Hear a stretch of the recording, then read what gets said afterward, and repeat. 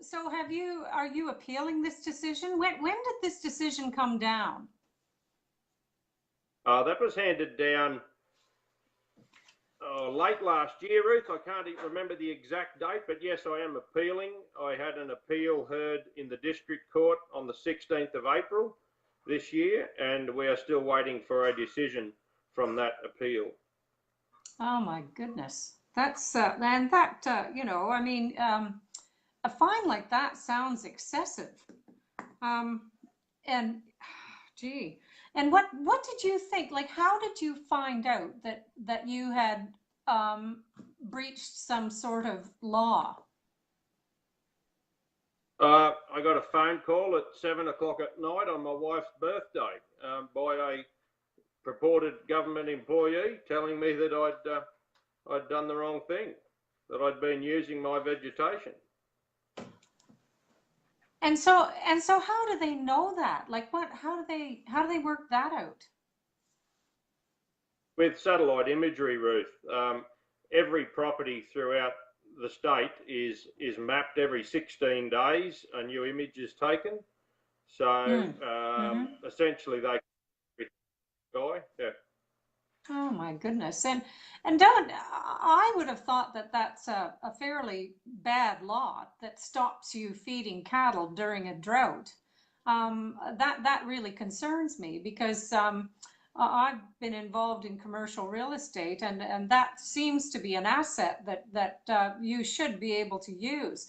Now, what are these laws meant to do for Queenslanders?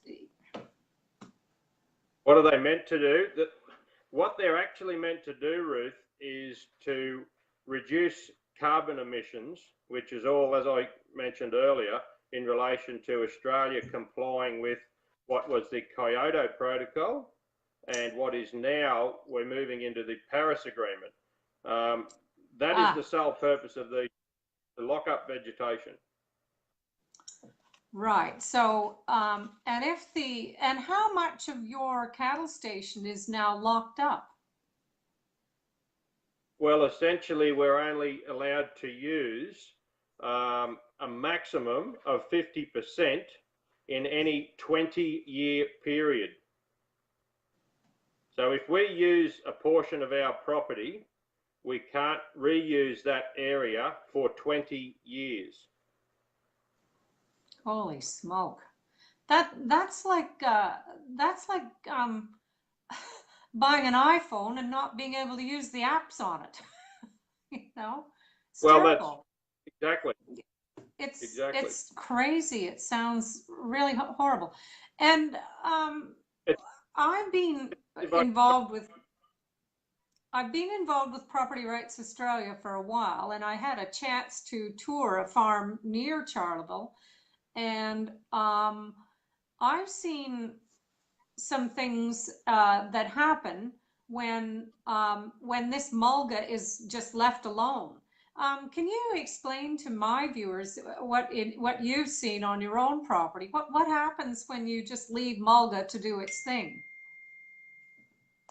It grows extremely well. It grows so thickly that it will dominate the environment to the point where nothing else will grow.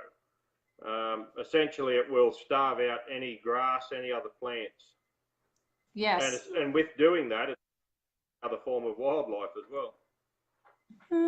That's incredible because and that means if the grass doesn't grow, it means the topsoil just goes away the next time it rains or the next time the wind blows.